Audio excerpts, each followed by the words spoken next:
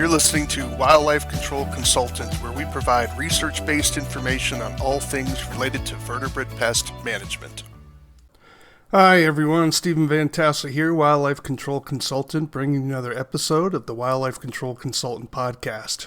We are all about providing technical, research-based information on all things related to vertebrate pest control. Well, thanks for coming along. Hope you've had a great week. So if you're new to the show, I publish about once a week, and on a variety of topics, anything related to the control of animals that have a spine. So if you have questions, comments, thoughts, criticisms, perhaps even suggestions for future shows, you can definitely reach out to me at wildlifecontrolconsultant@gmail.com, wildlifecontrolconsultant@gmail.com. Just want to highlight again my website, wildlifecontrolconsultant.com, and you can get a variety of materials here, some books that I've published, as well as some of the other offerings and services that I provide, including personalized training for you or your company and personnel.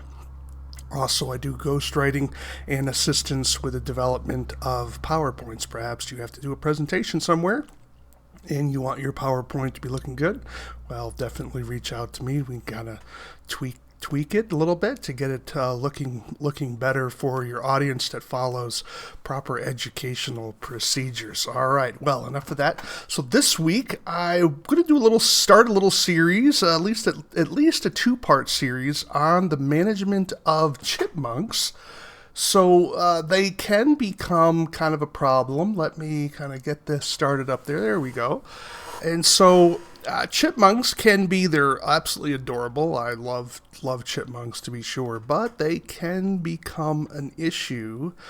Certainly not like the way beaver can or tree squirrels or something like that, but nevertheless, if you're suffering with issues with chipmunks, it can be severe. But before we get into control, that'll be another podcast that I'll be doing in the future.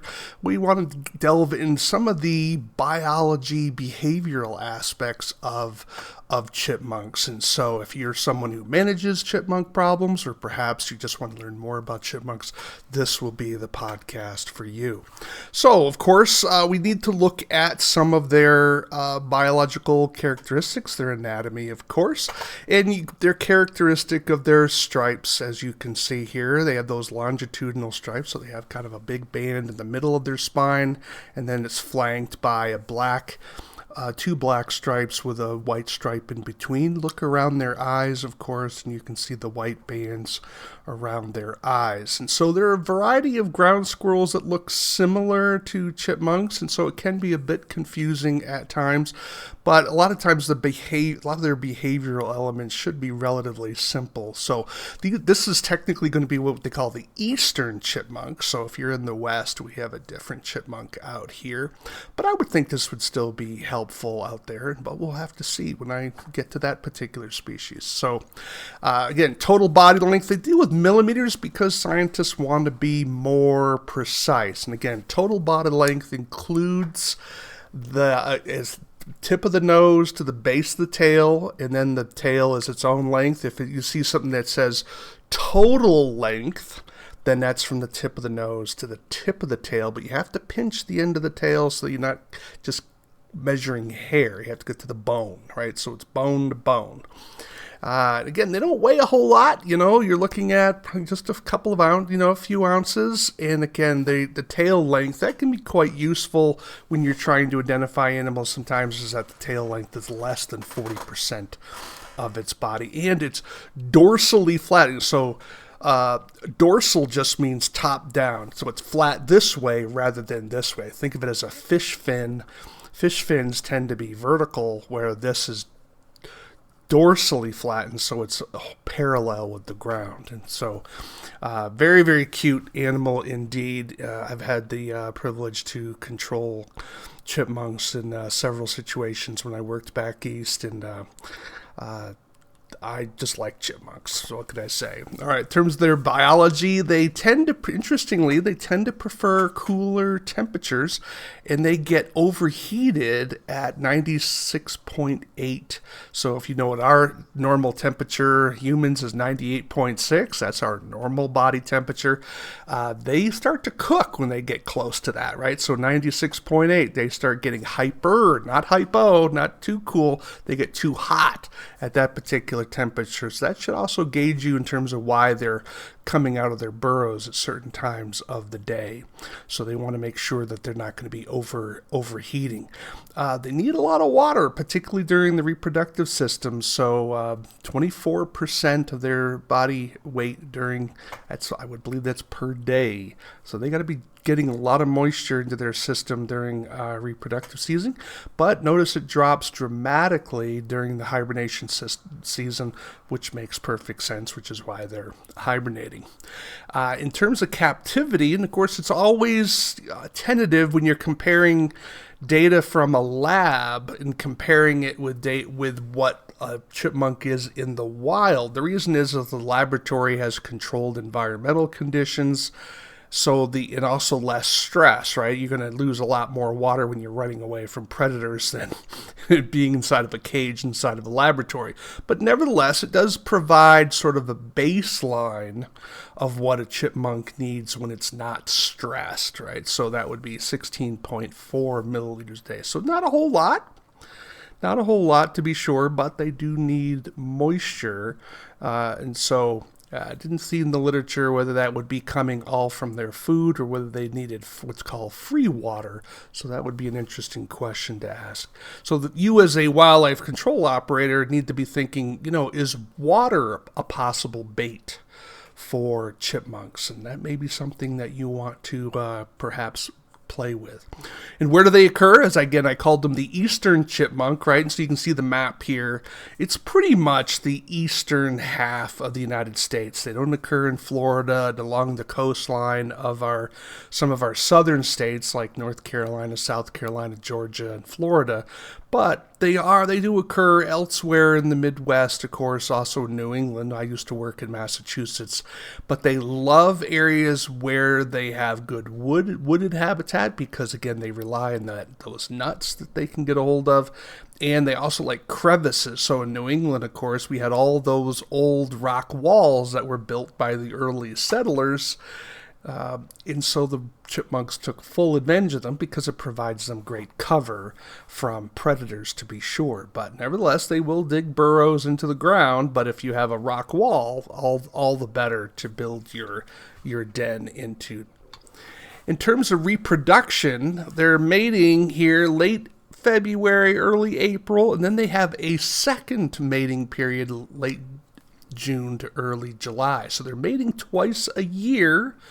And so you're going to get some of these population spikes in your area. And litter sizes tend to be 4 to 5 young. And then again, the gestation tends to be about a month, give or take. And then they're going to be weaning in about 5 weeks, 6 weeks or so after that. So 5 to 6 weeks, they're going to be weaned. And then they're emerging in that period of time, right? So this is when they emerge. So once they're weaned, they're kind of emerging out after that particular point. Sexual maturity kind of varies, of course, but about a year. So in the following year, they pretty much are going to be good to go to start mating again. So what is the reproduction ratio? Now, this is a ratio in other words, when a female gives birth to a litter of young, what's the ratio of males to females, right? And so for many animals, it's a 50-50, right? So you have half male, half female. But some organisms, it's not quite parallel. Sometimes an animal will give all of one gender versus all of another gender. So with chipmunks, generally speaking, seems like the research suggests that males are more common in a litter than females. And the reason for that is they tend to die quicker. So over time, in terms of the population, you're going to get a 50-50. because more of those males, those additional males, are getting picked off because they're traveling farther. They're trying to find their own territories. They're trying to find mates. And so they're more vulnerable to predation than the females.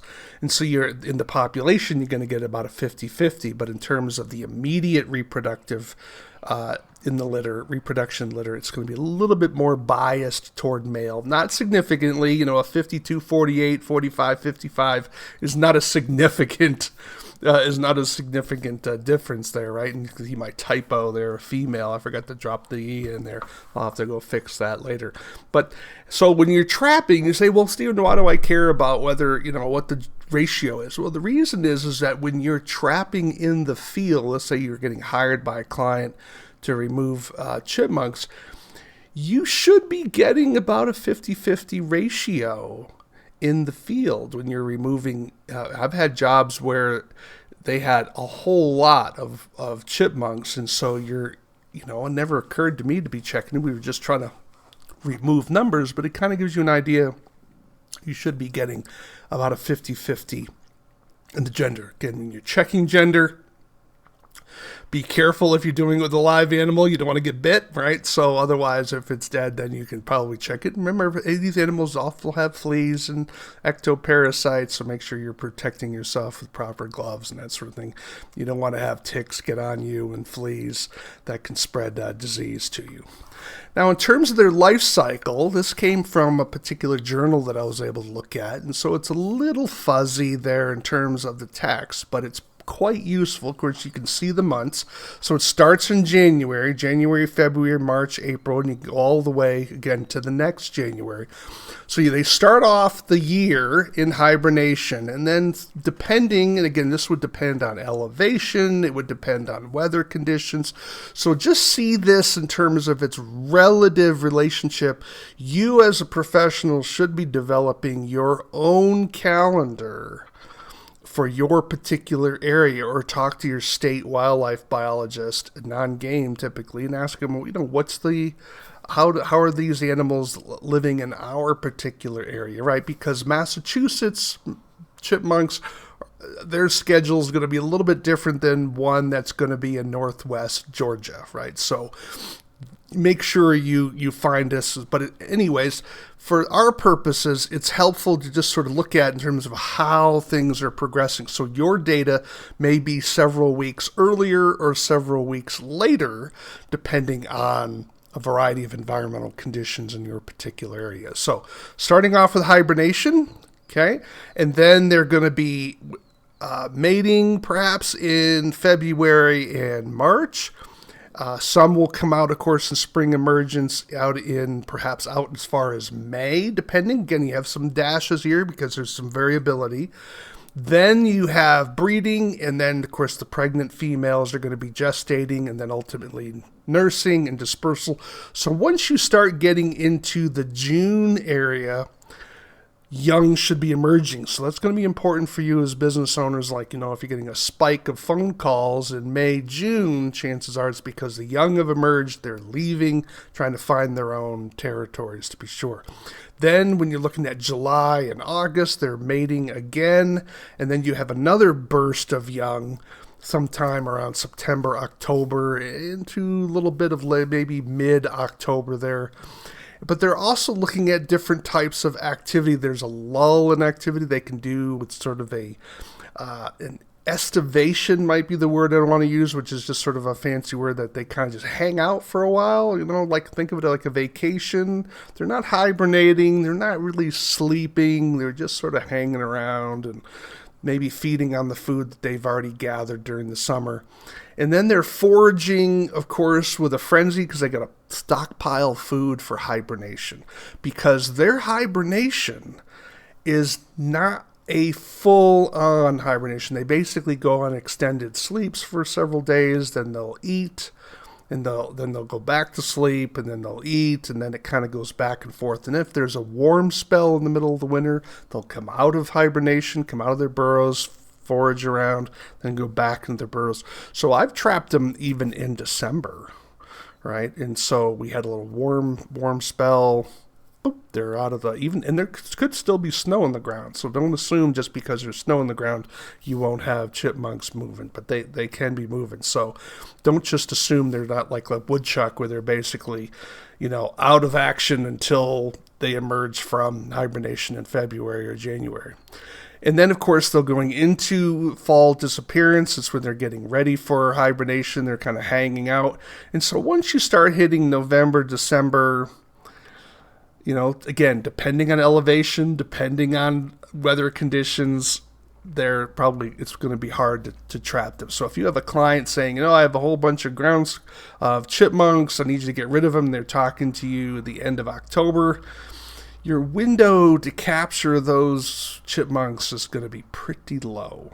Okay, so this is why understanding their biology and making sure you can provide the services to your clients that they want. And sometimes you have to just tell your client, I'm sorry, this is not the time to be doing the work, and you're not going to be happy with the service, right? So sometimes you have to educate your client a little bit so you're not ripping off the client. Sometimes telling the client no, they may get mad at you, but you're actually preventing them from being ripped off, and hopefully they can understand that, or just send them over to my podcast. So, hey, Stephen said the research said this, right? So that you're not just blowing a bunch of smoke at them. Now, what do the chipmunks eat? Well, they're omnivores, believe it or not, and so they eat a lot of different stuff. And so researchers have tried to look at their hordes, right? So they create these large caches of food, and then they evaluate what are chipmunks gathering. And so that is always a difficult thing, because sometimes a product is not hoarded because they eat it right away. So you kind of have to have observational biology. And unfortunately, I don't think there's enough of that going on today. But you, as wildlife control professionals, or perhaps interested homeowners, that's going to be up to you. So some scientists have done this, but never neglect your own participation in the observation process, right? So they'll dig out these hordes, and then they will evaluate what's stored. Sometimes an item is stored because it can be stored, right? It will survive in the cache, where other products, if they put it in there, it'll just rot. Think of it like milk, right? Milk you would need to consume relatively quickly because it will spoil. But a block of cheese, if you keep it cool, will last a really long time, right? So some food items aren't eaten right away because it will be stored. Well, chipmunks are the same way. So you can see the list on the right. These are the perishable items. So agaric mushrooms, no idea what that is. I just hear mushrooms. Of course, you also have false truffles, fungus, wood ferns, beech and sugar maple seedlings, sugar maple flowers, trillium flowers and fruit, new leaves and beech and sugar maple saplings, oxalis leaves, insects, of course, they're going to get a little protein in there, right? So they will eat earthworms, and then there was one observation of them eating bird brains, right? Which is kind of gross. But nevertheless, they are omnivores. They're not pure vegetarians there. Now, in terms of items that would be hoarded in their cache, major food items were beech nuts, sugar maple seeds, trout lily bulbs, and red maple seeds, right? So it also gives you an idea what kind of habitat they like. Minor hoarded items were yellow birch seeds, striped maple seeds, black cherry seeds, bulbs of various wild flowers, and various small seeds. Other items that, terms of understanding what a chipmunk can carry, like you see the pictures sometimes, and they'll have these really enlarged cheeks. How much food can they carry in those onboard suitcases, so to speak? Well, they can carry a fair amount. So they've calculated 48 cherry pits, 31 corn kernels, or 70 sunflower seeds, right? So they can carry with them a lot. And then again, their primary foods in order would be nuts, seeds, and of course, fruits. So that would be a place where they would get some of their moisture that they would need as well. In terms of their behavior, they're what's called scatter hoarding in the summer. Now, scatter hoarding is sort of similar to what your tree squirrels do, like your gray and fox squirrels. They will take an acorn, go out into the yard, bury it. That's scatter hoarding. Cache hoarding is where, like, a red squirrel will gather all the nuts together and place them in one spot and guard it. The advantage, of course, with scatter hoarding is if another animal picks up that acorn, you haven't lost everything else. Where if they find your main cache, then you're going to get ripped off, right? Think of the difference between finding change on the ground versus breaking into your safe, right? But as the fall begins to approach, they move into burrow hoarding. That is, they take a large amounts of food and they will pack it into their underground burrows to prepare themselves for the coming winter. And so behavior changes occur there. Now, in terms of vocalizations, if you've ever been in an area with a lot of chipmunks, you'll hear the wheat, wheat, and those are sort of alert calls that they'll put out. So they have single high-pitched chips, they have a trip trill, and then a series of chips close together, and then a low-pitched cuck. So listen carefully if you're doing what I know you're busy, you've got other jobs to go to, but try to take a few moments and just sort of ask yourself the question, what kind of call is that, and what is happening in the environment that causes those calls to, because some of them are warning calls to other chipmunks that a predator or a danger is in the area. And so you can get these sort of alert calls that you can pay attention to, and sometimes they'll warn you of something coming into the environment that you weren't aware of. And then we have how do they live? Well, they are strictly diurnal, which is just a fancy word meaning they only come out during the day, so you're not going to see chipmunks roaming around at night. And then their home range, about 484 meters, right? So that's they can travel pretty far, that's several football fields plus, right? A meter is longer than a yard, right? So 100 meters is longer than a football field. Okay, so 400 up to, but of course, animals only travel as far as they have to get the job done. So this is one of the challenges when people say, well, what's their home range? Well, the home range, these are valuable pieces of information to a point, given the fact that how chipmunks behave in your area is going to be different because the habitat and food sources are going to be different. Dispersal, they'll travel over 857 meters to find new territory. So again, that's pretty far, right? So 857 meters, that's getting close to, half a mile? No, maybe not. No, not quite half a mile, but close half a mile. That's a long ways for such a small animal. Now, for some of you, maybe your estate allows you to translocate animals and release them. I'm not a big fan of translocation, but the law is the law. And how far do you need to move them to prevent them from coming back to your client's location? Well, I'm going to tell you, go farther than 500 meters, right? So that's over half a kilometer. So you want to go, I would say, over half a mile. And ideally, you want to do it over major barriers, whether it be a highway, whether it be a mountain, whether it be a river, a major stream, perhaps. And so you want to make sure you're taking them far enough away. So don't just take them down, several blocks down the road and release them. They'll probably be back, right? So you want to be sure you're going out at least over half a mile to let them go. Not a big fan because it's not as humane as people think it is. So if you are going to translocate the animal, be sure you put them in a place where they have a chance to survive, right? That there's food sources there, right? Because it's an animal that needs structure, shelter. It also needs to be able to find nuts. So by all means, at least give it a good meal before you send it off, and give it a fighting chance. So send it out in the morning, so at least it has a fighting chance of surviving. How fast do they run? Well, they can go about 10.6 miles per hour, of course, for maximum speed. And then how far can they leap? Well, on ground to ground, it can be anywhere from 14 inches to 2 feet.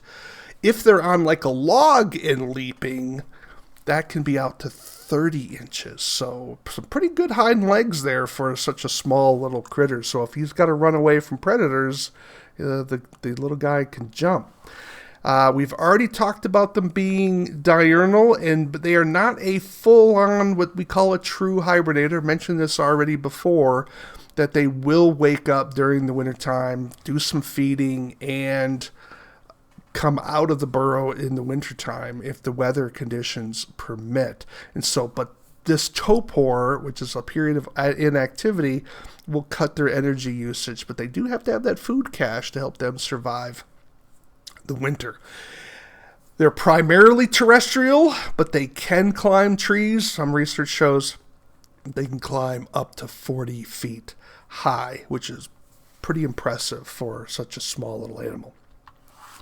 Well, I hope you enjoyed that information about learning a little bit more about chipmunks, and that this information can help you both in your appreciation of this important species, as well as give you guidance for how you need to manage control of the species in terms of what you need to do as a professional to manage this species. So in future podcasts, we'll get into a little bit more detail about this particular animal and talk about tactics and strategies on control. So stay tuned. You've been listening to the Wildlife Control Consultant podcast, and I'm Stephen Vantassel, your host. Love to hear from you. You can reach me if you have questions, comments, thoughts, even criticisms about the show. You can reach me at wildlifecontrolconsultant@gmail.com, wildlifecontrolconsultant@gmail.com. This particular book you see here has a chapter on the management of chipmunks, so if you're looking to get more, you can pick up that book from Lulu or from Amazon. It comes in both digital and in a print version. So do take a few moments while you've been managing chipmunks and just appreciate the species, both for its beauty and for its characteristics, because it's important for us as professionals to recognize the value of the animals that we're controlling when they get a little out of hand in terms of human interests. So take a little time to sort of smell the roses, so to speak. Well, that's it for this week. Take care, everybody. This is the disclaimer for Wildlife Control Consultant Podcast. Vertebrate pest control is an inherently dangerous activity involving risk of bodily injury to you, others, and or property. Vertebrate pest control also involves legal issues, so be sure to always follow national, state, provincial, and local laws when using pesticides and or other control methods when controlling pests.